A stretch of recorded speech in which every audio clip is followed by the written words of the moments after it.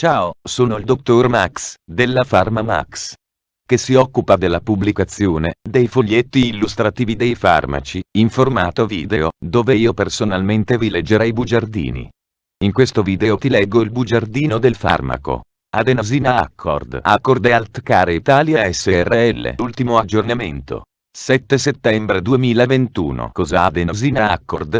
Confezioni. Informazioni commerciali sulla prescrizione. Indicazioni. Posologia. Controindicazioni. Avvertenze speciali e precauzioni di impiego. Interazioni con altri medicinali e altre forme di interazione. Assumere adenosina Accord durante la gravidanza e l'allattamento. Effetti sulla capacità di guidare veicoli e sull'uso di macchinari. Effetti indesiderati. Sovradosaggio. Proprietà farmacodinamiche. Proprietà farmacocinetiche. Dati preclinici di sicurezza. Elenco degli eccipienti. Farmaci esteri. Cosa Adenosina Accord? Adenosina Accord è un farmaco a base del principio attivo adenosina, appartenente alla categoria degli cardiovascolari, adenilici, AMPATP, e nello specifico altri preparati cardiaci. È commercializzato in Italia dall'azienda Accord Healthcare Italia SRL. Adenosina Accord può essere prescritto con ricetta OSP, medicinali soggetti a prescrizione medica limitativa, utilizzabili esclusivamente in ambiente ospedaliero o in struttura ad esso assimilabile. Confezioni. Informazioni commerciali sulla prescrizione. Titolare: Accord Healthcare SL. Concessionario: Accord Healthcare Italia SRL. Ricetta: OSP, medicinali soggetti a prescrizione medica limitativa, utilizzabili esclusivamente in ambiente ospedaliero o in struttura ad esso assimilabile. Classe C. Principio attivo: adenosina. Gruppo terapeutico: cardiovascolari, adenilici, AMPATP. Forma farmaceutica: soluzione, uso interno. Indicazioni: tachicardia parossistica giunzionale AV, che è asintomatica e richiede un trattamento. L'utilizzo di adenosina Accord deve essere limitato ai pazienti con tachicardia da rientro atrioventricolare e tachicardia del nodo AV in cui le manovre vagali non hanno prodotto l'effetto desiderato e laddove altre sostanze antiaritmiche, ad esempio verapamil, sono controindicate. Popolazione pediatrica. Rapida conversione da tachicardia parossistica sopraventricolare al normale ritmo sinusale nei bambini e negli adolescenti di età compresa tra 0 e 18 anni.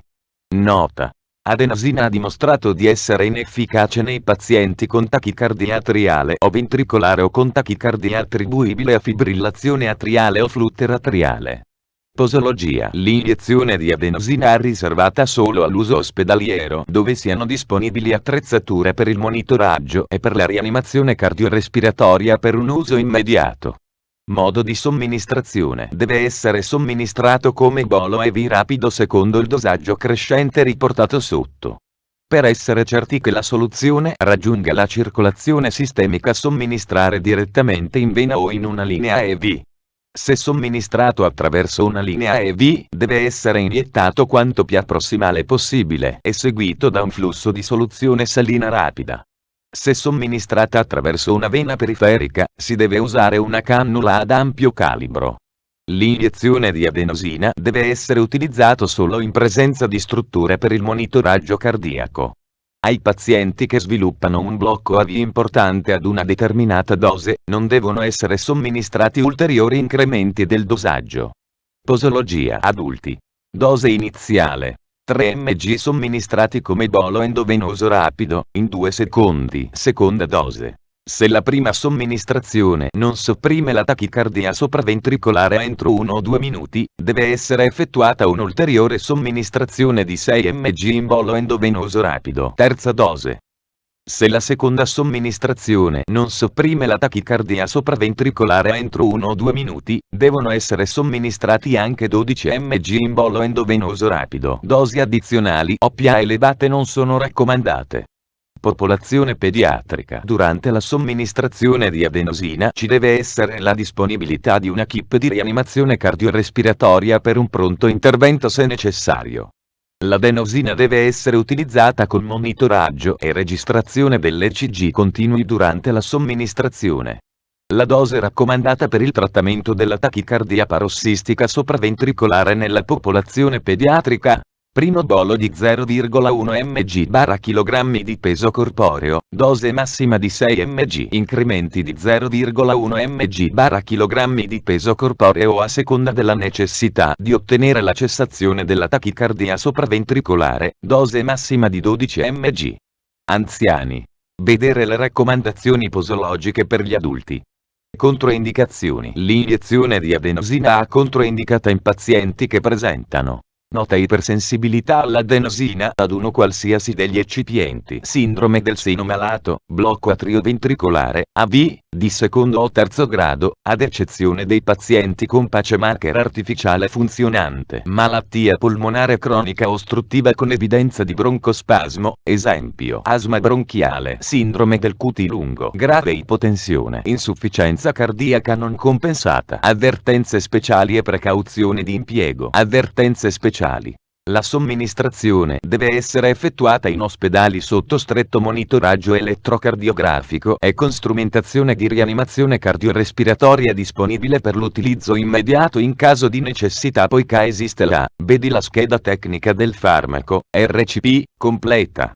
Accedi al sito www.codifa.it. Interazioni con altri medicinali e altre forme di interazione. Il dipiridamolo inibisce l'uptake intracellulare e il metabolismo dell'adenosina e potenzia l'azione dell'adenosina. In uno studio il dipiridamolo ha incrementato di 4 volte gli effetti dell'adenosina. È stata segnalata asistolia, vedi la scheda tecnica del farmaco, RCP, completa. Accedi al sito www.codifa.it. Assumere adenosina a corda durante la gravidanza e l'allattamento. Posso prendere adenosina a corda durante la gravidanza e l'allattamento? Gravidanza. Dati relativi all'uso di adenosina in donne in gravidanza non esistono o sono in numero limitato. Gli studi sugli animali non sono sufficienti a dimostrare una tossicità riproduttiva. L'uso. Vedi la scheda tecnica del farmaco, RCP, completa. Accedi al sito www.codifa.it. Effetti sulla capacità di guidare veicoli e sull'uso di macchinari non pertinente. Effetti indesiderati. Gli eventi avversi sono classificati secondo la frequenza.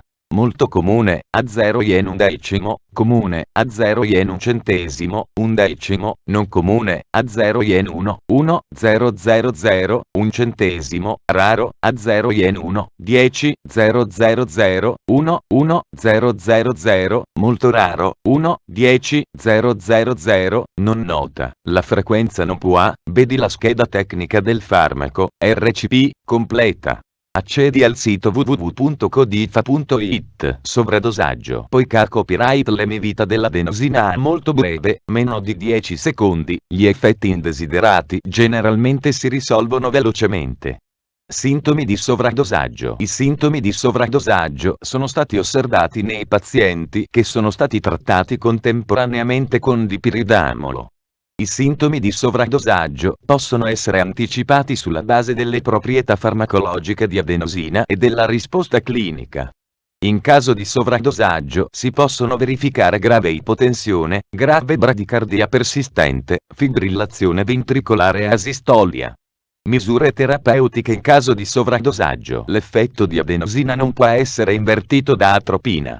In caso di bradicardia refrattaria, l'uso intermittente di pacemaker può risultare necessario. Se necessario, può essere utile l'elettrocardioversione. Le metilxantine, come teofillina e caffeina, sono noti antagonisti dell'adenosina. Il loro uso clinico come antidoto è, tuttavia, limitato a causa dell'emivita estremamente breve di adenosina. Proprietà farmacodinamiche. Categoria farmacoterapeutica. Altri preparati cardiaci, codice ATC. C01F10. Nucleoside endogeno ad azione vasodilatoria periferica antiaritmica. Farmaci antiaritmici. L'adenosina è un nucleoside purinico presente in tutte le cellule dell'organismo. Studi farmacologici condotti, proprietà farmacocinetiche. È impossibile studiare adenosina attraverso i classici protocolli ADME. Essa è presente in tutte le cellule dell'organismo sotto differenti forme e gioca un ruolo importante nella produzione di energia e dati preclinici di sicurezza. Non ci sono dati preclinici di rilevanza per il medico in aggiunta a quelli già inclusi in altri paragrafi della RCP. Elenco degli eccipienti: sodio cloruro, acqua per preparazioni iniettabili. Fonte: foglietto illustrativo. AIFA, Agenzia Italiana del Farmaco. Le informazioni presenti possono non risultare essere aggiornate. Per avere accesso alla versione più aggiornata, si consiglia l'accesso al sito web dell'AIFA, Agenzia Italiana del Farmaco. Grazie per avermi seguito fino a qui, spero che la PharmaMax ti sia stata utile. Iscriviti al canale e sarai informato sulla pubblicazione dei nuovi video bugiardini. Buon proseguimento, ci vediamo al prossimo farmaco esaminato.